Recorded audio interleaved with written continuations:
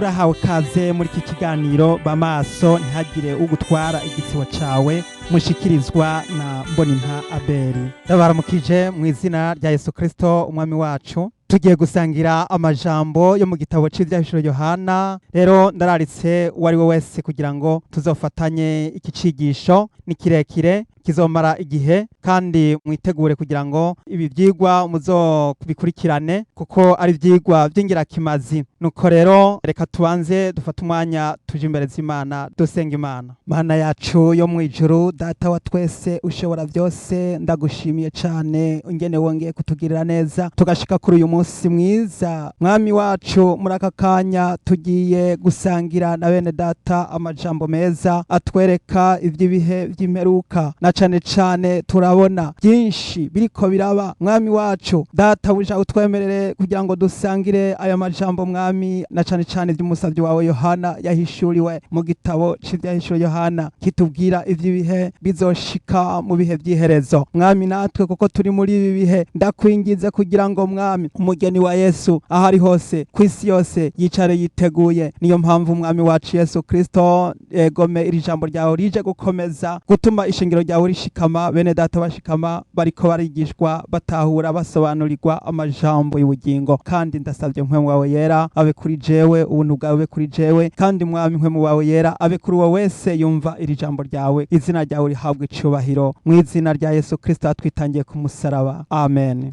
Egome reka tuje imbere muri kano kanya, tugiye gufatanya icigisho kitwereka ibijanye n'ibihe vy'iherezo, na cane cane turabanza guraba amajambo Yohana yatubwiye. Muri ibi bihe tuzosangira igitabo c'ivyahishuro Yohana, kandi tuzoza turinjira no mu majambo atari make y'ivy'ubuhanuzi bwa Daniyeli. Nuko rero mwene data ukunda igitabo c'Imana, mwene data ukunda igitabo c'ivyahishuro Yohana, mwene data ukunda ubuhanuzi bwa Daniyeli, ndakuraritse ndaguhaye kaze. Izo nyigisho zizogufasha, zizofasha mwene data wundi. Rero abafise amagrupe mugerageze mwingunganye, muze muragerageza guhanahana ubu butumwa. Ni ubutumwa buzobubaka, ni ubutumwa buzobafasha. Murarikane kandi musabe benshi abatarinjira muri za grupe bazinjiremwo, abagenzi mubona batarinjira muri grupe mubinjizemwo. Amagrupe mugerageze guhanahana ubutumwa bwiza kuko ari ubutumwa bw'umwe wese. Benshi barakeneye aya majambo y'ubugingo, na cane cane aya majambo dusoma mu gitabo c'ivyahishuro Yohana. Rero dufise byinshi twosangira dukurikije mu bihimba bitandukanye. Uno musi mpawe kugira ngo nsangire namwe amajambo ari mu gitabo c'ivyahishuro Yohana, duhereye mu gihimba ca 12. Iki gihimba ca 12 c'ivyahishuro Yohana kizotwinjiza mu gihimba ca 13. Eka harimo byinshi bigenda bitusobanurira bijanye n'ibihe vy'imperuka. None rero muhawe kaze kugira ngo dusangire aya majambo. Ndagira ngo mbwire wari wese afate Bibiliya, hanyuma dusome igitabo c'ivyahishuro Yohana igihimba ca 12, maze dusome duhereye ku murongo wa mbere. Umutwe w'amajambo uratubwira ngo Yohana yerekwa umugore n'igisato c'amahero. Dusome mu izina rya Yesu. Ikimenyetso gihambaye kiboneka mw'ijuru, umugore yambaye izuba, ukwezi kwari munsi y'ibirenge vyiwe, mu mutwe yambaye igitsibo c'inyenyeri 12. Aya majambo turiko turabona iki kimenyetso gihambaye cabonetse mu ijuru. Yohana abihishurirwa mu buryo bw'impwemu, no kuvuga yabonye ikimenyetso gihambaye. Iki kimenyetso rero c'uyu mugore yambaye izuba n'ukwezi ku kaboko ari munsi y'ibirenge vyiwe, turabona bishatse kutubwira ivy'umuryango wa Isirayeli. Umuryango wa Isirayeli ugereranywa n'uyu mugore. Twoshobora kwifashisha akarorero k'igihe Yosefu yarota inzozi, hanyuma yabona bene wabo bagereranywa n'inyenyeri, hanyuma ise wiwe yagereranywa n'izuba, hanyuma nyina wiwe akagereranywa n'ukwezi. Basi ivyo byose rero biratwereka neza yuko uyu mugore agereranywa na Isirayeli. Muri Isirayeli niho hari hategerezwa kuzova mwo umukiza, ari we tuza kubona ngaha muri aya majambo hepfo atwereka yuko uyu mugore haza kugera igihe. Yohana abona yuko uyu mugore hagera igihe akibaruka. Dusome ku murongo wa 2. Kandi yarakuriwe atura akaborogo kuko aramutswe ababazwa n'ibise. Basi rero turabona yuko uyu mugore yahavuye ageraho ashaka kwibaruka, agera mu gihe cyo gushaka kwibaruka umwana. Turabona amajambo menshi mu isezerano rya kera twereka ngo turi kuririmbe umugore w'ingumba, ngo kuko ngo abana ugiye kuronka ari benshi gusumbya. Yesaya abisemerera abivuga bitaraba, abona uwo mwana avuka, aravuga ati kuko umwana tuvukiye duhawe umwana w'umuhungu, ubutware buzoba ku bitugu vyiwe, azokwitwa igitangaza, umujanama, Imana y'ubushobozi, data wa twese ahoraho, kandi ngo ubutware bwiwe buzoba ku bitugu vyiwe. Duca tubona Yesu Kristo yikorera umusaraba ku bitugu agiye kuducungura igorogota. Nuko rero ategerezwa kuvuka mu muryango wa Isirayeli. Tuje ku murongo wa gatatu, haravuga ngo mwijuru haboneka ikindi kimenyetso, igisato c'amahero gisa n'ikibengebenge gifise imitwe ndwi n'amahembe 10, no mu mitwe yaco cambaye imigara ndwi. Iki gisato c'amahero kivugwa gitanguye kugaragara yuko gifise imitwe ndwi n'amahembe 10. Iyi mitwe ndwi n'amahembe 10 no kuvuga n'ubutegetsi bwo guhera isi ibayeho. Shetani yagerageje gushinga ubutegetsi tuzogenda tubona nitwamara gushika mu gihimba ca 13 tuzosobanukirwa ivy'iyi mitwe ndwi n'amahembe 10. Ariko turabona hano yuko ku murongo wa 4 umurizo waco ukwega ikigira gatatu c'inyenyeri zo kwijuru uzishiburira kw'isi. Ico gisato gihagarara imbere y'uwo mugore agira vyare, kugira ngo niyavyara kirotse umwana wiwe. Yohana yabibonye nk'igitangaro, atangura kubibona abisigura. Ico gisato gihagarara imbere y'uwo mugore agira vyare, kugira ngo niyavyara kirotse umwana wiwe. Yesu niwe mwana avugwa ngaha, yaravutse avyawe na Mariya murazi yuko akomoka mu nda ya Dawidi, kandi n'umugabo we Yosefu, kandi bompi bavuka mu nda ya Dawidi. Yesu rero yaravutse avukira i Betelehemu. Nuko amaze kuvukira i Betelehemu, bigaragara yuko igihe Yesu Kristo yavuka, turabona yuko ca gisato caciye kigerageza gushaka kugira ngo cice umwana Yesu. Ca gisato kigerageza gucisha ubwo bwicanyi muri Herode umwami w'Iyudaya, agerageza gushaka kwica abana bose b'imyaka 2 no kumanuka, agerereje igihe abanyabwenge b'inyenyeri baje barondeza babaza kwa Herode bati twarabonye inyenyeri yamamaza yuko umwami avutse, kandi uyu mwami n'umwami w'abami, n'umwami ahambaye. Herode agira ubwoba, acatangura kwibaza ko uwo mwami azohava mukombora amukura ku butegetsi. Ni kuvuga yuko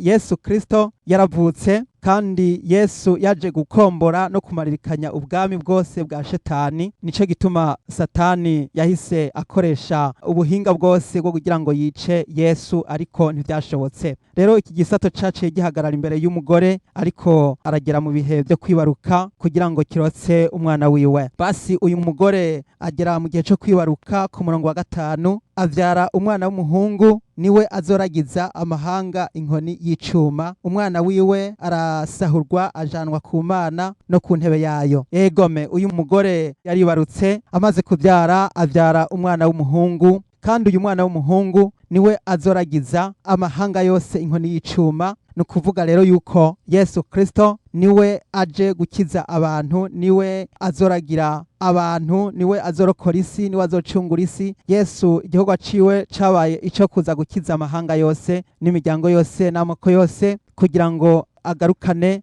ubwiza bw'Imana mu bantu bayo, acungura isi. Yesu Kristo rero ni Emanueli, bisobanurwa ngo Imana iri kumwe natwe. Turazi ko igihe yibaruka bamwise Yesu Kristo azokwitwa Mesiya, niwe azorokora abantu. Turabona yahungiye muri Egiputa, hanyuma agaruka aruko Herode yapfuye. Amaze gukura, Yesu Kristo yaratubambiwe ku musaraba igorogota, hanyuma Yesu arapfa ku musaraba, hanyuma arazuka ahejeje gutanga ikimazi cyo kuducungura. Hanyuma Yesu yaraduze aduganwa mu ijuru. Niho haya aya majambo bigaragara neza, tubwirwa ngo umwana wiwe arasahurwa ajanwa ku Mana no ku ntebe yayo. Yesu Kristo rero yaraduganywe mu ijuru, hanyuma avyagira iburyo bw'Imana data wa twese. Turabona arya majambo abitugira twereka neza yuko Yohana yamubonye uyu mwagazi w'intama ari iburyo bw'Imana, ari mu ijuru, igihe Imana yabaza ati ninde ashobora kuzingurura kiriya gitabo kiri mu kuboko k'ubushobozi. Hanyuma Yohana ararira kuko habuze n'umwe, ari kumwe muri ba bakuru 24 aramubwira ati ewe Yohana ntacurira, raba intambwe yo mu muryango wa Yuda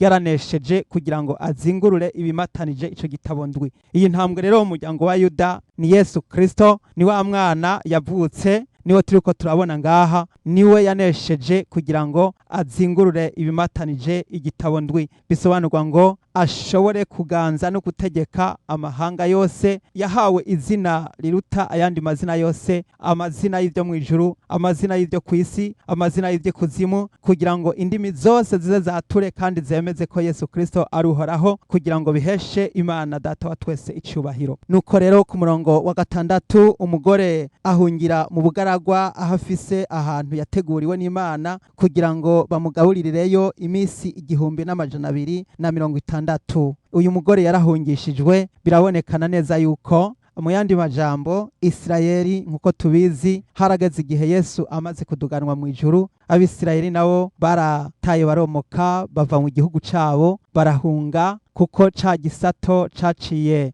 gikoresha ubuhinga bwose kimaze kubura umwana wiwe, umwana wa Isirayeli, umwana ari we Yesu Kristo. Abisirayeli baciye bategwa baratikizwa mu mwaka wa 70 baricwa. Hanyuma birabonekana neza yuko uyu mugore yaciye ahungira mu bugaragwa. Ubwo bugaragwa uyu mugore yaciye ahungira mu bihugu bitandukanye, igihugu gisigara amatongo. Yesu Kristo yari yarabivuze abiburira Abisirayeli ati muzojanwa ari nyagano, muzokwicwa n'uburyo bw'inkota, kandi ati ibi bisagara bizosigara bisirebangwa n'abanyamahanga kugeza aho ibihe by'abanyamahanga bizoshirira. Nuko rero Isirayeli irahunga iratayiromoka, igihugu ca Isirayeli gisigara gikontororwa n'abanyamahanga. Uyu mugore yagomba kugira ngo agende kugaburirwa muri ubu bugaragwa. Twibuke yuko intumwa Yesu Kristo yavuga ati muje mu bihugu byose mubwira amahanga yose ubutumwa bwiza, ati abazokwemera bazokizwa, atariko batazokwemera bazotsindwa n'urubanza. Nuko rero Abisirayeli aribo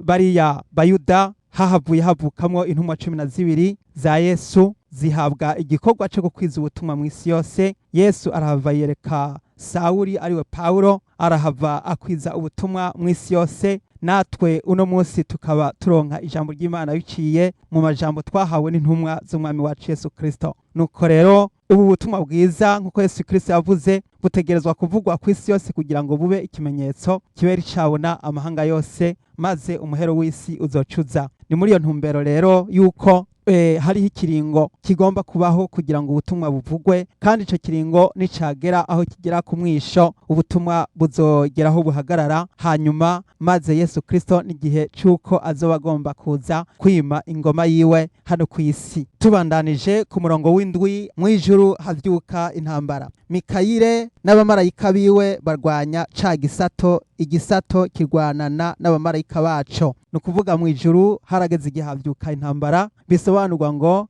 ca gisato carageze aho gikurikirana umwana wa wundi yahungishijwe akajanwa ku ntebe yayo, cashatse kugira ngo kimutere kimukurikirane, ariko turabona yuko urya mwana yatwawe ahantu hakomeye mw'ijuru iburyo bw'Imana. Ahantu n'ahantu hategerwa, Satani yahise ashaka kugira ngo agwanane na baba marayika biwe ngo amufashe intambara, ariko Yohana abona iyo ntambara imaze kuba, abona Mikayire umumarayika mukuru. Uyu mumarayika mukuru Mikayire yarahagurutse kugira ngo aze gutabara. Uyu mumarayika nkuko tubizi Mikayire yaravuzwe cane mu gitabo cavugishwa n'Imana Daniyeli yuko ari wazohagurukira ubwoko bwacu, ubwoko bwa Isirayeli, kugira ngo aze gutabara intambara mu gihe bizoba bikomeye. Uyu Mikayire rero niwe yaje gutabara n'igihe Daniyeli yaramaze imisi 21 ariko arasenga. Hanyuma maze Imana irungika igisubizo. Hanyuma ariko Satani amara igihe arwana, ariko harageze igihe Mikayire umugabisha mukuru w'ingabo zohoraho yaraje araza gutabara,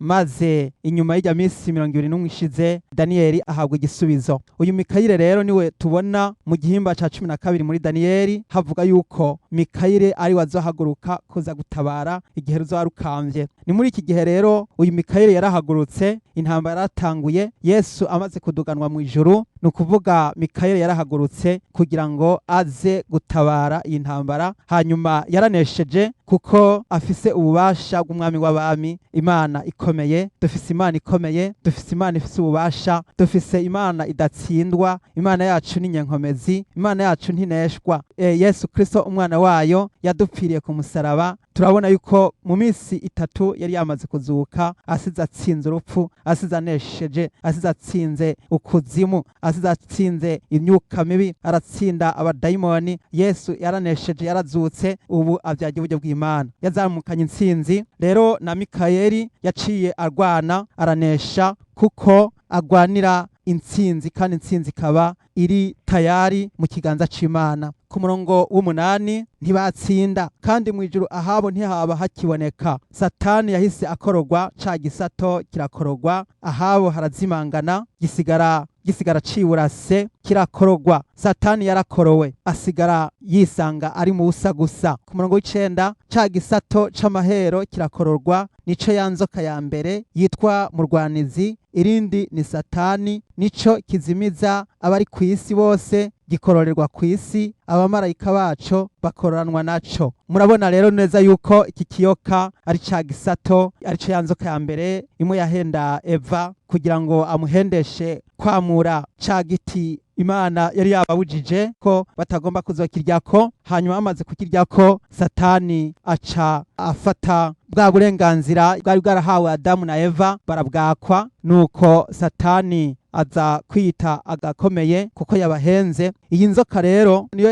yabaye igisato. Iki gisato nico cabanije kugwana intambara. Nuko rero turabona yuko Yesu yamunesheje, Yesu yamutsindiye ku musaraba. Yesu yaranesheje iki gisato, nubwo cahenze Adamu na Eva, kigahenda Eva, hanyuma Adamu akabura imbaraga zo kubandanya misiyo yari yarahawe yo kugira ngo abandanye ari umukuru hariya muri Edeni. Birabonekana neza yuko Yesu Kristo yaje kumutabara, kuko Yesu Kristo amaze kudupfira ku musaraba yaciye amanuka ikuzimu, aragenda akurayo bariya bose bari baragizwe inyagano, abatwara muri paradiso. Kuko Yesu Kristo yaravuze ngo abwira ca gisuma cihaniye ku musaraba ati, uyu munsi urabana nanje muri paradiso. Kandi ikindi twabonye, Yesu Kristo acikanye, twarabonye yuko imivyimba y'abera yaciye izugwa, hanyuma itangura kwiyereka abantu i Yerusalemu. Yesu Kristo igihe yaramaze kuzuka mu bapfuye, bisobanurwa ngo bari bamaze gukurwa ahantu bari baragizwe inyagano, hanyuma batwagwa muri paradiso. Birabonekana yuko iki gisato caratsinzwe, kuko ijambo ry'Imana riratwereka neza ngo iyi nzoka izokomeretsa abana b'uyu mugore ku gatsintsiri, ariko umwana uruvyaro rw'uyu mugore nago ruzoyifyonyora ku gatwe. Nuko rero Yesu yarakoze igikorwa cyo gufyonyora Satani hariya ku musaraba. Amaze kudupfira ku musaraba, haciye haboneka intsinzi. Nico gituma Satani yaneshejwe, kandi natwe abizera dufise intsinzi muri Yesu Kristo. Nico gituma tugomba gushikama, tugahora turi maso, tukama tugavye, kandi tukamenya yuko turi mu ntambara yo kugira ngo turwane n'imyuka mibi. Pawulo aravuga ngo abo tunigana saba inyama n'amaraso, ngo ariko tunigana n'abakuru, n'abafise ububasha, n'abaganza isi y'umwijima, ngo ni mpwemu mbi z'ahantu ho mw'ijuru. Izo mpwemu mbi rero ni aba bamarayika bakororanywe n'iki gisato. Uyu Rusiferi ariwe Satani yari afise umuce munini ya mw'ijuru, yarabahenze, barakororanwa, abahenda ababwira yuko bazohabwa ubutegetsi, bazokora ibikomeye, aribo baba Pawulo yadondaguye mu Banyefeso. Aba bakuru n'abafise ububasha bw'umwijima, ni imyuka mibi itegeka isi y'umwijima, itegeka aya masosiyete secrete, aya mashirahamwe ataboneka y'umwijima, abarozi, abarezi Illuminati, abicanyi, abasambanyi, abanywarumogi, imboregwa, abantu bose bakora ivyaha bategekwa n'aba bakuru. Isi iyobowe n'ubutegetsi bw'umwijima. Nuko rero barakorowe, bakoranwa na Satani. Ku murongo w'10 haravuga ngo, mw'ijuru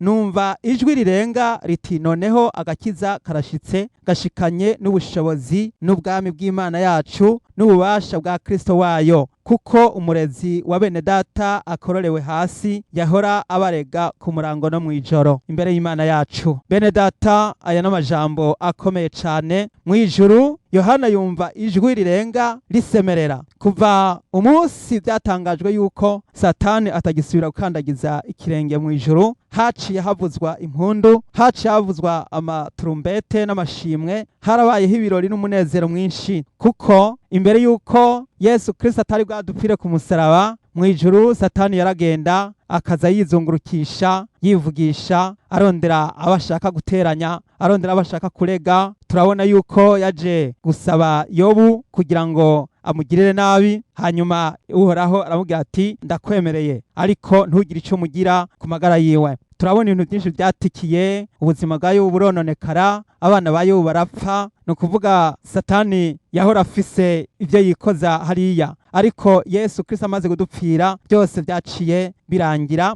Mu ijuru haba umunezero, agakiza karashika, mu ijuru haba amahoro. Wa murwanizi ahora atera intambara, ateza ibibazo, ateza amahane n'ibibazo, mu ijuru ntiyabaye agisubira kujayo. Mu ijuru haba amahoro, mu ijuru haba umutekano, mu ijuru haba ubwami n'ubushobozi bwa Kristo wayo. Yesu Kristo amaze kuvyagira iburyo bw'Imana, ubwami burasasagara, impundu zirasebereza mu bwami bwo mu ijuru. Nuko rero kubera yuko umurezi wa bene data akorewe hasi yahora abarega ku murango no mu ijoro, Satani yahora turega, Satani yahora arega abana b'Imana mu ijuru, yahora arega. Turabona arega umuherezi Yosuwa, ashaka kumurega, ashaka kumubuza ngo ntakore igikorwa. Iyo umukozi w'Imana yaba ahagurutse gukora igikorwa, Satani yarahaguruka akaza kumutoteza, akaza kumurenganya. Nico gituma mwene data nagira ngo ubwire yuko igikorwa cyo guteranya ari ca Satani. Muntu ugiteranya, muntu ukigendera mu nsaku, muntu ukigenda uvuga amajambo ngo nabonye naka ari mubi, ngo nabonye naka ameze nabi, wirinde, kuko ico gikorwa cari igikorwa ca Satani yamakora. Satani bivuga ngo umurwanizi canke gateranya. Umuntu wese ari gateranya aba arimwo arakoreshwa na Satani. Wirinde rero woye guteranya, kuko Yesu Kristo yaravuze ngo hahirwa urwanira amahoro, hahirwa uharanira amahoro. Hano mu isi hariho abantu baharanira amahoro, hariho abantu barondera kugira neza abandi, hariho abantu bipfuza gufasha abandi, hariho abantu bavugira neza abandi kandi bikagenda neza. Abo rero bazohabwa imigisha, kuko barimwo barakora igikorwa c'Imana. Ariko ugiteranya uriko uraterera inkebe, uriko uraterera inguvu Satani, kandi naho uzimuterera ubusa, kuko yarakorowe, ntagisubirayo, ntazoshikayo mu ijuru, kandi nawe uzokoranwa na Satani. Rero wirinde we guteranya. Rero turabona ngo wa murezi yahora arega arakorowe, yahora arega abasavyi b'Imana, yahora arega abana b'Imana. Ku murongo wa 11, nabo bamuneshesheje amaraso y'umwagazi w'intama n'ijambo ryo gushinga intahe kwabo, ntibakunda amagara yabo, ntibanka no gupfa. Haleluya! Ngo nabo bamuneshesheje amaraso y'umwagazi w'intama n'ijambo ryo gushinga intahe kwabo. Bene data, amaraso ya Yesu Kristo amaze guseseka ku musaraba Igorogota, haciye haboneka igishinga ntahe gikomeye. Ntivyari vyoroshe kera yuko abantu bokwigobotora mu maboko y'uyu mwansi, ni ukuvuga yama atikiza, yama yica inganda. Ariko igihe Yesu Kristo amaze kudupfira ku musaraba, haciye haboneka cishimikizo, amaraso ya Yesu Kristo. Umuntu amaze gusaba imbabazi akihana, araharigwa, kubera yuko hariho amaraso afise ubushobozi n'ububasha bwo kurokora no gukiza. Ni ukuvuga rero amaraso ya Yesu Kristo amaze kuza kuri wewe, uba ufise ubugingo budashira, kandi uba ufise imbabazi z'Imana kuri wewe. Yesu Kristo rero yaradutsindanishirije, amaraso yiwe rero niyo adufasha, niyo atweza, niyo atugira abana b'Imana, niyo atuma twemerwa imbere z'Imana, hamwe no gushinga intahe kwabo, gushinga intahe kw'abana b'Imana. Iyo uriko urashinga intahe, muntu wakorewe ibitangaza, shinga intahe. Muntu wabonye Yesu akiza, shinga intahe. Wewe wumvise Yesu akora ibyiza mu bugingo bwawe, wewe wabonye ibitangaza muri wewe Yesu yakoze, haguruka ushinga intahe, kuko intahe ushinga irubaka abandi, iraremesha abandi, irafasha abandi, bigatuma n'abandi bose baca bagira inkomezi zo kumva yuko bahagaze mu Mana. Ngo ntibakunda amagara yabo, ntibanka no gupfa. Mwene data, mu gushinga intahe no kumva yuko uhevye amagara, mu gushinga intahe no kumva yuko wuzuye ukwizera. Ukwizera ngo naho umuntu yogira kwizera kungana n'akabuto ka sinapi, ngo ashobora kubwira umusozi ati shinguka wimuke, nuko ngo kandi kubera ukwizera byamushobokera. Rero umuntu yizeye n'umuntu aba atagitinya gupfa. Nuko rero ukwizera n'igishinga ntahe n'amaraso ya Yesu Kristo hamwe n'ijambo ry'Imana birafasha kandi bituma umukristo arushirizaho kuramiriza kandi agahabwa inkomezi. Ku murongo wa 12 nuko noneho munezerwe mw'amajuru namwe abayabamwo, ibara rizobonwa n'isi n'ikiyaga, kuko umurwanizi yabamanukiye ari n'inzigo nyinshi, azi ko afise igihe gito. Uyu murwanizi rero bene data yarakorowe, akororerwa hano ku isi. Yohana yumva ijwi mu ijuru rikomeza gusemerera rivuga riti, mw'isi mugushije ishano canke mubonye ibara, kuko uyu murwanizi yakorowe afise inzigo nyinshi. Turabona neza yuko amaze gukororwa mu ijuru, amaze kumenya ko atagisubira kuronka uburenganzira bwo gusubira mu ijuru, kubera yuko yakorowe, yahise akororerwa ku isi. Kandi hano ku isi bene data muvyumve neza yuko Satani yakororewe hano ku isi. Hariho abibaza bati Satani yakororewe ikuzimu, abandi bati yakororewe ariyo mu birere iyo tutazi, ati kuri ubu ari mu yandi masi. Eka Bibiliya ivuga ngo yakororewe ku isi. Ngo nuko noneho munezererwe mw'amajuru namwe abayabamwo, ibara rizobonwa n'isi n'ikiyaga, kuko umurwanizi yabamanukiye ari n'inzigo nyinshi, azi ko afise igihe gito. Satani rero afise igihe gito, afise inzigo nyinshi. Iki gihe gito nico arimo arashaka kugira ngo akore hasi kubura hejuru, kugira ngo atikize inganda, kugira ngo amaririkanye ubwoko bw'Imana. Ariko ndagira nkubwire yuko tugomba guhaguruka tukambara inkomezi kandi tugahagarara dushikamye. Arico gituma buri munsi dukwiye kwama dusangira amajambo y'Imana. Buri munsi dukwiye kwama twumva ibishinga ntahe bya bene data. Buri munsi dukwiye gushingira intaha abandi. Buri munsi dukwiye guhora dusenga. Buri munsi dukwiye kwambara ibirwanishwa by'umukristo, bimwe Paulo yatubwira mu Banyefeso. Buri munsi dukwiye kumenya yuko abo tunigana atari abantu basanzwe b'inyama n'amaraso, ariko tukamenya yuko tunigana n'impwemu mbi zakororanywe na Shetani zigakorerwa hano ku isi, kugira ngo zigeseze, zice ibintu, zonone, ziburizemwo abazokizwa. Ariko mwene data haguruka, ndateye akamo, ndakubwiye ngo nawe va hasi by'ukuri, wiyamburiye umwansi, wiyamburiye umubisha, umenye yuko twaratewe hano mu isi. Uyu mwansi yaratumanukiye, ariko haguruka wikorere umusaraba, maze wikorere umusaraba wawe, maze ukurikire umwami Yesu, hanyuma Yesu Kristo akugirire neza. Ijambo ry'Imana rivuga ngo ikangure, wowe usinziriye uzuke uve mu bapfuye, Kristo arakumurikira. Kurwanya Shetani ni ukuzuka ukikangura, ukambikwa inkomezi zinsha, ukumva yuko ugiye kwiyemeza kurwana urugamba. Nuko rero agakiza rero nukukagwanira, kandi abakagwanira bakanyakuza ubuhizi. Hanyuma rero tukamenya neza yuko tugomba kwambara ibirwanishwa byose by'Imana, ibirwanishwa by'amasengesho, ibirwanishwa byo kwisonzesha, ibirwanishwa byo gutazira Imana, ibigwanishwa byo gushingira intahe Yesu Kristo hagati mu makungu. Ntutinye kuvugira Yesu, haguruka wambara ibigwanishwa byose byo mu kurya n'ibyo mu kubamfu. Umenye neza yuko uyu murongo wa 12 wo mu gihimba ca 12 mu vyahishuro Yohana ari umurongo ugabisha isi n'abayituyeko yuko bagomba kuba maso, bakagaba kandi bakambara ibigwanishwa, kandi bakama baremeshanya buri munsi uko bukiye ko bwije. Tubandanye ku murongo wa 13. Kandi ca gisato kibonye yuko gikorerewe ku isi, gihiga wa mugore yavyaye umuhungu. Ca gisato kiragarutse rero, kimaze kubona yuko mu ijuru vyananiranye, cakurikiye kuza guhiga wa mwana ari we Yesu, yahungishijwe akajanwa ku Mana, akavyagira uburyo bw'Imana, ubu akaba ari umwami w'abami. Kimaze kubona ko kitoshobora kumurwanya, caciye kiza gifise inzigo, gihiga wa mugore. Uwo mugore yahizwe rero ni ishengero rya Kristo, rimwe ryashize rishinzwe ku ntumwa. Iri shengero ryashinzwe umunsi Yesu yavuga ati, kuri Petero, kuri iki kibuye ari uco Petero nzohashinga ishengero, ati kandi amarembo y'ikuzimu ntazorishobora. Rero aya marembo y'ikuzimu yavugwa ni iki gisato c'amahero caciye kizamuka, kizanana n'abamarayika baco, kiza guhiga ishengero. Turabona neza yuko caciye gifata uburyo bwose ngo gitangure kugwanya, kiratoteza, kibicisha mu bantu bategeka ico gihe, abasezari batangura gutoteza ishengero, batangura guhama abigishwa, batangura guhama intumwa, batangura kwica no gushaka kumaririkanya. Mu nyuma bamaze kubona batobishobora, baciye bazana uruvange mu ishengero. Hanyuma ishengero itangura kuba uruvange, bya bigirwamana na bya bindi byose by'apagani byose bahonorera mu ishengero. Basi intumwa zimaze gupfa, inyuma y'intumwa hatangura kuba urujijo.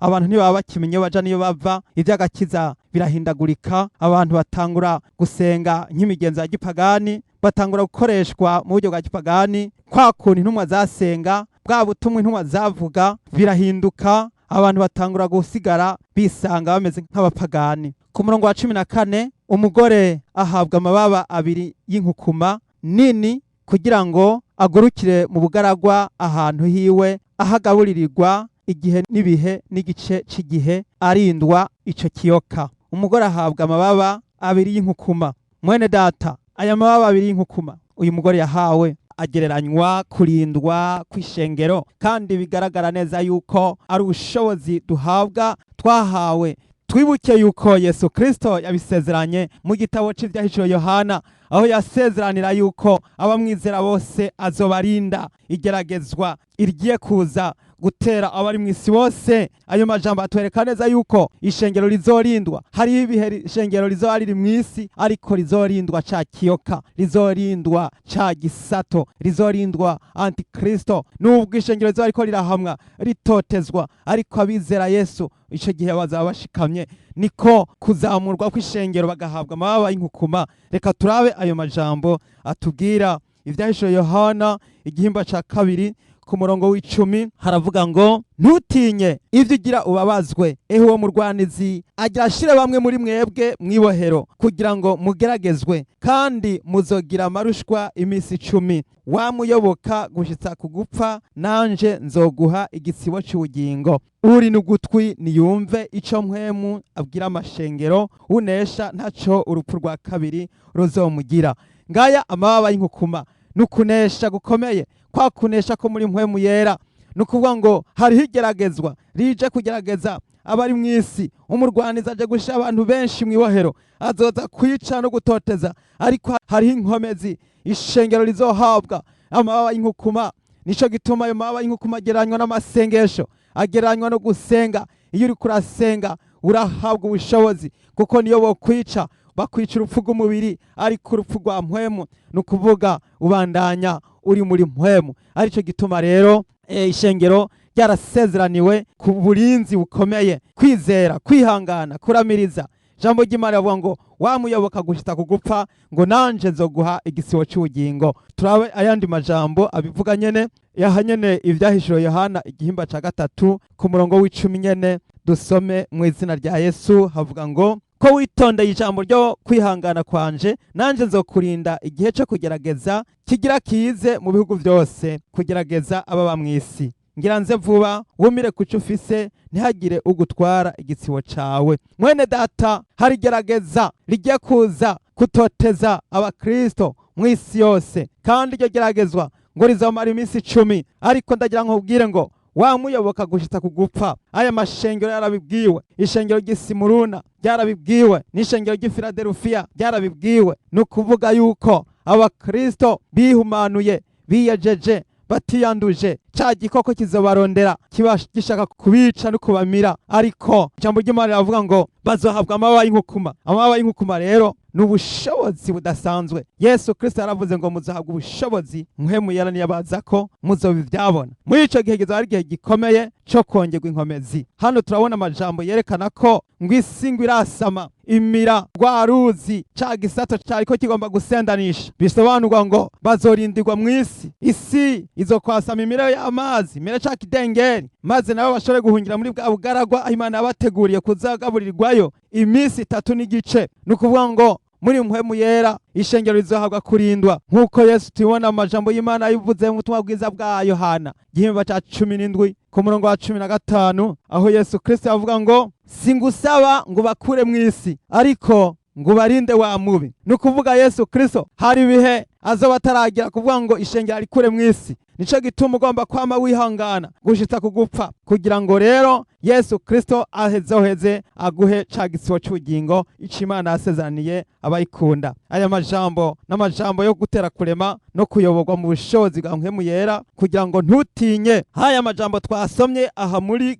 Ivyahishuro 3:12 tuhagarutse haravuga ngo, unesha nzomugira inkingi yo mu rusengero rw'Imana yanje, kandi ntazosohoka ukundi. Nanje nzomwandika kw'izina ry'Imana yanje n'iry'umurwa w'Imana yanje, niwe Yerusalemu musha wururuka uvuye mu ijuru ku Mana yanje, kandi nzomwandika ku izina ryanje risha, uri n'ugutwi niyumve ico mpwemu abwira amashengero. Mwene data rero shikama, umenye neza ko ari igihe ciza cyo guhagarara ushikamye mu bigeragezo, niho twambikirwa inkomezi, kandi aho nyene niho tugomba gusengera cane, tugasaba Imana ngo iduhe inkomezi kugira ngo iduhe kuramiriza ntidutsindwe. Nico gituma hari isezerano rikomeye Imana dusezeraniye abizera yuko rwa rupfu rwa kabiri atarubasha ruzogira kuri twebwe. Urupfu rw'umubiri niyo goza, ariko ntitugomba kurutinya kuko Yesu yararutsinze. Hanyuma ico Yesu yaraturinze urupfu rwa kabiri. Amababa y'inkukuma n'amababa y'ubushobozi umuntu ahabwa mu masengesho. Iyo uriko urasenga urahabwa ubushobozi. Hariho ururimbo ruvuga ngo wagusenga amababa yawe ajana ivyo nsaba kuri data, yiteze ko mu mugisha.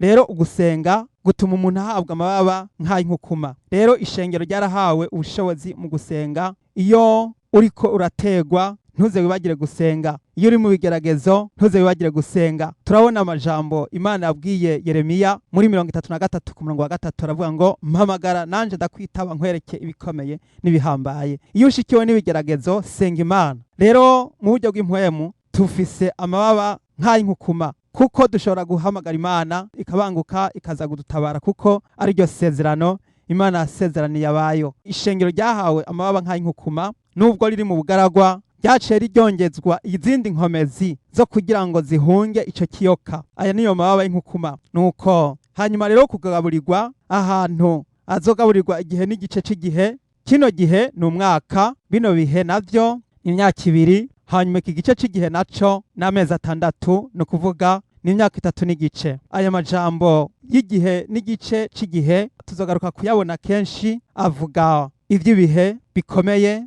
bizoba biriko biraba mu bihe bidasanzwe vyihamwa n'itotezwa ku bana b'Imana. Uno munsi twarahawe ayo mababa y'inkukuma mu buryo bw'impwemu mu masengesho, kuko Yesu yavuze ati ndi kumwe namwe gushitsa ku muhero w'isi. Rero hazogera igihe ishengero ryinjire mu bibazo bikomeye vyo guhamwa no gutotezwa mu rwego rwo kw'isi yose, ariko bifise igihe runaka vyapangiwe. Kino gihe rero nta muntu ashobora kumenya ati kizotangura igihe runaka canke kizorangira igihe runaka, kuko Paulo yaravuze ngo ivy'ibihe n'iminsi ntimurinda kuvyandikirwa, kuko ubwanyu muzi neza yuko umunsi w'umwami wacu uzoza nk'uko igisuma kiza mw'ijoro. Nico gituma rero Yesu azoza mu gicugu, ku bapagani no ku batizera ntibazobimenya, ariko ku bana b'Imana no kubasenga bazosanga bari maso kandi bagavye. Nico gituma rero ukwiye kwamugavye ukamenya yuko iki gihe n'igice c'igihe ari naco kivugwa c'amezi 42, imyaka 3 n'amezi 6, ari naco gihe kandi kivugwa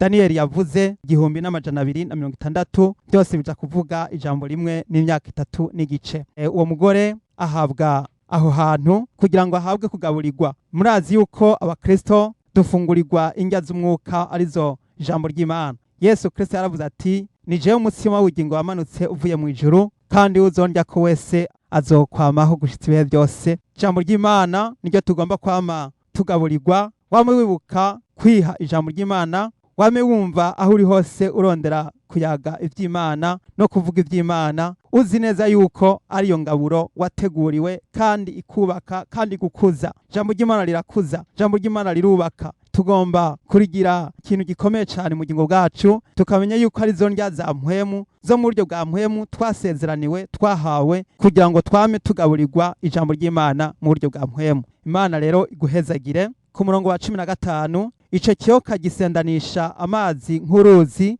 avuye mu kanwa kaco inyuma y'uwo mugore kugira ngo kimutwaze uruzi. Nukuvuga nubwo umukristo aba ariko arasenga ari mu buryo bwa mpwemu, ntikibuza yuko ibigeragezo biza, ntikibuza yuko ca gisato gisendanisha inzuzi z'amazi nyuma yawe. Izi nzuzi z'amazi bisobanurwa ubwinshi bw'abapagani baza bakwiruka inyuma baguteza ibyaha by'ubusambanyi, by'akaboregwe, by'ubwicanyi, ibyaha bya politike, ibyaha byo ngaha mw'isi by'amadini. Eka ibintu byinshi biraza bikisukira. Iyo kize igitsitaza kimwe ikindi kiragutega, wasubira ikindi kiragutega. Nukuvuga intambara turimo intambara idashobora kuvuga ngo iraheze, kuko hari uwundi yavuze ngo ntimurageza aho umwansi ageza gutera ibuye. Rero twame tugavye kandi dusenge ibihe byose. Uru ruzi rwasendanishijwe, ni ukuvuga ngo abapagani baraza bakaguteza ibigeragezo, ariko ukwiye kwama ugavye. Hanyuma isi yarasamye imira urwo ruzi, bisobanurwa yuko ariryo rya jambo ry'Imana Pawulo yavuze. Pawulo yarabivuze neza ngo hamwe n'ikibagerageza ngo Imana izobacira icanzo. Iyo uriko urarwana intambara ntugomba gucika intege, kuko Imana haragera igihe ikaza igatabara. Turibuka yuko Shadraka na Meshaki na Abedunego bamaze guterwa muri rwa rwobo rw'itanure ry'umuriro uhinda, harageze igihe Imana irungika umumarayika wayo araza abasangayo, maze abakiza wa muriro. Basohokayo bose uko bakabaye, ntibagira ico baba. Imana yacirungika umumarayika araza kubatabara. Ico gituma rero Yohana yabonye isi yasamika kanwa imira rwa ruzi. Mu yandi majambo, Imana yama yiteze gutabara umuntu wese ashikamye mu kwizera, umuntu wese ahagaze mu ijambo ry'Imana by'ukuri, umuntu wese asenga Imana ku murango no mw'ijoro. Wamuzi neza yuko Imana yiteguye kugutabara. Ntutinye, ntugire ubwoba, nturandike umutima, ntucike ivutu, naho wosugerezwa n'ingabo za Satani, naho wosanga waguye mu ruzi, ntutinye, hariho uwiteguye kuza kukuroba. Imana yacu iri kumwe natwe. Twibuke ko ijambo ry'Imana rivuga ngo Yesu yitwa Emanueli, bisobanurwa ngo Imana iri kumwe natwe. Ku murongo wa 17, ico gisato kigirira wa mugore inzigo, kirigira ngo kirwanye abo mu ruvyaro rwiwe basigaye bitondera ivyagezwe n'Imana kandi bafise ibishingira Yesu intahe. Rero ico gisato ngo kirigira, ni ukuvuga ngo kimaze kugerageza uburyo bwose, kimaze gutera intambara mu buryo bwose, caciye gikora uburyo bwose kugira ngo gikomeze gutoteza abasigaye. Abasigaye ni bande? Mwene data, nico gituma ijambo ry'Imana rivuga riti, iyo ufise umwana mutoza indero nziza, umwigisha amajambo y'Imana, kugira ngo niyakura nawe azayigishe abana biwe. Nico gituma urararikwa kubwira abana bawe ijambo ry'Imana, kugira ngo niwamara gusaza uzoronke ugusigarira, ugusubirira, asigara avuga ubutumwa bwiza, asigara aramamaza inkuru nziza y'agakiza. Kandi ubonye mwene so ntutinye kumubarira, ahubwo umubwire nawe kugira ngo agende kubwira abandi, hanyuma ubundi nawe ubwira abandi. Nico gituma n'ubu dufise misiyo duhabwa, dusabwa gukora, tuvuga ubutumwa bwiza. Ubutumwa bwiza tuburungikiranire, turungikira abandi, tubabwire nabo babwira abandi, ubutumwa bukwire hose, kugira ngo aho wa mwansi azoza ariko arahiga abana bo mu ruvyaro rwa wa mugore ari we shengero, azosange hose hari ibishingira intahe Yesu, hari ibishinga ntahe, hari ijambo ry'Imana ririko riravugwa hirya no hino. Tumenye neza yuko inkinzo dufise canke ibirwanishwa dufise ari ijambo ry'Imana, ari amasengesho, ari ugushingira intahe Yesu, kuvuga ubutumwa bwiza, kwamamaza inkuru nziza y'agakiza, kugira ngo abari mw'isi bose bikangure, bitegure gusanganira umwami Yesu Kristo, kuko agiye kugaruka vuba. Reka turangirize kuri aya majambo abonekana mu Banyefeso igihimba ca 6 duhereye ku murongo w'10. Ku mutwe w'amajambo aravuga ngo ibirwanishwa vy'umukristo. Ibisigaye muremesherezwe mu mwami wacu no mu bushobozi bwiwe bwinshi. Mwambare ibirwanishwa byose vy'Imana, kugira ngo mushobore guhagarara mudatsinzwe n'ubugunge bwa wa murwanizi. Kuko abo tunigana atari inyama n'amaraso, ariko tunigana n'abakuru n'abafise ububasha n'abaganza iyi si y'umwiza n'impwemu mbi z'ahantu ho mw'ijuru. Abo nibo bansi tunigana. Twambara ibirwanishwa byose vy'Imana bene data, twumve kandi dutahure yuko urugamba rwamaze gutangura. Yesu yarasomborokeje iyi ntambara kandi yarayitsinze. None rero ico Satani arimo arakora, arimo arahiga abana b'ishengero, abana b'Imana aho bari hose. Rero natwe turararikirwa kugira ngo twambare ibirwanishwa byose vy'Imana, kugira ngo dushobore kurwana dushikamye, tudatsindwa n'ubugunge bwose bw'aba murwanizi. Ku murongo wa 13 ngo kubw'ivyo mwabire ibirwanishwa byose vy'Imana, kugira ngo mushobore kudatsindwa ku munsi mubi, kandi nimwaheza byose mugahagarara mushikamye. Bene data, ku munsi mubi, iyo uri kurageragezwa ubushikiwe n'umunsi mubi, iyo uri mu bibazo, umenye ko uwo munsi ugomba gusenga cyane kugira ngo iguhe intsinzi. Kandi iyo urangije kugwana, iyo urangije kunesha, urame witegura kandi ko hari ibindi bigeragezo bitegereza kuza. Ni ukuvuga ngo nimwaheza byose mubandanye mushikame, mubandanye muramirize, mubandanye musenge, nk'aho umenga ahubwo urugamba ruratanguye. ni ukuvuga umukristo yama yitega yuko urugamba aho guhera ahubwo ruratangura, kuko intambara tuyirangiza ari uko umuntu ahamagawe n'Imana. Ku murongo wa 14 ngo nuko rero mushikame mukenyeje ukuri, mwambaye ukugororoka nk'icuma gikingira igikiriza, mwambaye inkweto z'ivy'ubutumwa bwiza bw'amahoro bibiteguza, kandi hamwe n'ivyo vyose mwabire inkinzo y'ukwizera, niyo muzoshoboza kuzimisha imyampi ya wa mubi yose yaka umuriro. Ibi ni ibigwanishwa vy'umukristo tugomba kwambara, tukamenya yuko buri munsi tugomba kwama tugavye. Hano turadondagurirwa ibigwanishwa byose tugomba kwambara. Ku murongo wa 17 ngo mwabire inkofero y'agakiza bo n'inkota ya mpwemu, niyo jambo ry'Imana. Musengere muri mpwemu ibihe byose, mu buryo bwose bwo gusenga no kwinginga, kandi ivyo mubibere maso mukobeje rwose musengera abera bose. Bene data, dusenga Imana. Twamaze kumva yuko mu masengesho harimo ababa nk'inkukuma. Ayo mababa rero niyo atuma tuguruka mu buryo bw'impwemu tukanesha, kuko ibi bigeragezo biri hano ku isi, ariko iyo umaze kuguruka uba ugiye mu buryo bw'impwemu. Kuja mu buryo bw'impwemu rero ni ukugerera kure y'umubiri. Kugerera kure y'umubiri rero ni ugutsinda ibigeragezo. Nico gituma rero tugomba gusenga cyane kugira ngo Imana itwongere inkomezi, iduhe ububasha bwo kunesha. Twambare ibigwanishwa byose by'Imana. Ndakuraritse rero kugira ngo twongere gufatanya rino sengesho, kugira ngo Imana itwambike imbaraga, itwongeze inkomezi zo kunesha, hanyuma turamirize. Dusenge Imana. Urakoze Mana yacu, Data wa twese ushobora byose uri mu ijuru, mu izina rya Yesu Kristo ndagushimiye kubwira ijambo mwamutugaburiye. Iri jambo ryawe rimwe ubushobozi, iri jambo ryawe rimwe amajambo atwibutsa yuko turi ku rugamba. Iyi ntambara mwami yatangujwe hari Getsemane, kandi umwami wacu Yesu yarayinesheje, kandi yaraneshereje abamwizera bose. Natwe turizeye intsinzi, ukunesha kuri mu kiganza c'Imana, mu izina rya Yesu Kristo. Yesu Kristo, turakiriye intsinzi, turakiriye kunesha. Uduhe ubushobozi, uduhe ububasha bwawe. Jambo ry'Imana ravuga ngo muzohabwa ubushobozi nk'Mpwemu Yera niyabazako, muzovyabona byo kunshigira intahe i Yerusalemu ni Yudaya ndetse ni Samariya no gushitsa ku mpera y'isi. Nuko rero mwami wacu, duhe ubushobozi bwo gushingira intahe, duhe ubushobozi bwo kuvuga ijambo ryawe, duhe ubushobozi bwo gusenga buri munsi, bwo gusenga mu nkomezi, kugira ngo mwami tuneshe iki kiyoka gisato mu izina rya Yesu. Caratsinzwe, caraneshejwe, nta bubasha gifise ku bana b'Imana. Kive ngaha ku isi, kuko iyi si ari Imana. Isi niyo ihoraho n'ibiyuzuye, kandi inganji ya Kristo umwami wacu Yesu Kristo agiye kuganza hano ku isi. Turaguhaye kazi na karibu kugira ngo uzane ingoma yawe hano ku isi, maze mwami utegeke ubwami bwawe buganze, maze n'abera bawe bafatanye intsinzi yawe n'ibirori byo kwigina intsinzi yo ku musaraba Karuvari Golgota. Urakoze mwami w'abami, nuhabwe icubahiro Yesu Kristo. Urakoze, nushimagizwe, nushigwe hejuru. Ingoma yawe irahangamye kuva kera hose kugeza n'ubu no kugeza ibihe bitazoshira, mu izina rya Yesu Kristo umwami wacu no tubisabye, amen. Ndakuraritse, ndagwaye kaze kugira ngo no mu gice kizokurikira tuzobandanya turaba. Hano turabona ngo Yohana yerekwa ibikoko bibiri mu gihimba ca 13. Tugiye kuzokwiga n'ibindi bikomeye, twumve ingene ca gisato kimaze kunanirwa cace kiza guhagarara ku musenyi wo ku kiyaga kugira ngo kize guteza intambara rero yindi mu buryo bugaragara.